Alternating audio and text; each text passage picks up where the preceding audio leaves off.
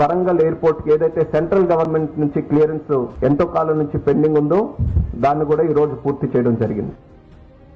NDA ప్రభుత్వం చిత్తశుద్ధితో ఇది ఎట్టి పరిస్థితుల్లో పూర్తి చేయాలని ఒక పక్కన హైదరాబాద్ ఎయిర్పోర్ట్ నుంచి ఎన్ఓసి తీసుకొని రాష్ట్ర ప్రభుత్వానికి కూడా మళ్లీ రిక్వెస్ట్ చేసి ఈ యొక్క ల్యాండ్ ఎక్విజిషన్ మీద స్ట్రెస్ చేసిన తర్వాత రాష్ట్ర ప్రభుత్వం కూడా దానికి అంగీకరిస్తూ ఒక జియో నవంబర్ లో కూడా రిలీజ్ చేశారు. సుమారు 280 ఎకరాలు అదనంగా ఏదైతే ల్యాండ్ ఎక్విజిషన్ కావాల్సినటువంటి అవసరం ఉందో దానికి కూడా ఉత్తర్వులు జారీ చేశారు.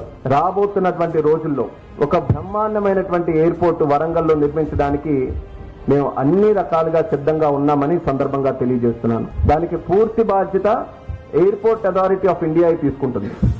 వరంగల్ ప్రాంతంలో ఉన్నటువంటి ఆ యొక్క చరిత్ర, అక్కడ ఉన్నటువంటి కల్చర్ ని, హెరిటేజ్ ని అంతటిని కూడా ఇంక్లూడ్ చేస్తూ ఒక చక్కనైన టెర్మినల్ బిల్డింగ్ కూడా అక్కడ ఏర్పాటు చేయాలని మా వంతుగా ఒక ప్లానింగ్ కూడా రెడీ చేశాం. వరంగల్ లాంటి ప్రాంతం పర్యాటక రంగానికి ఈ రోజు దేశ నలుమూలల నుంచి కాదు ప్రపంచ నలుమూలల నుంచి కూడా వరంగల్ వచ్చేటటువంటి పరిస్థితి ఉంది.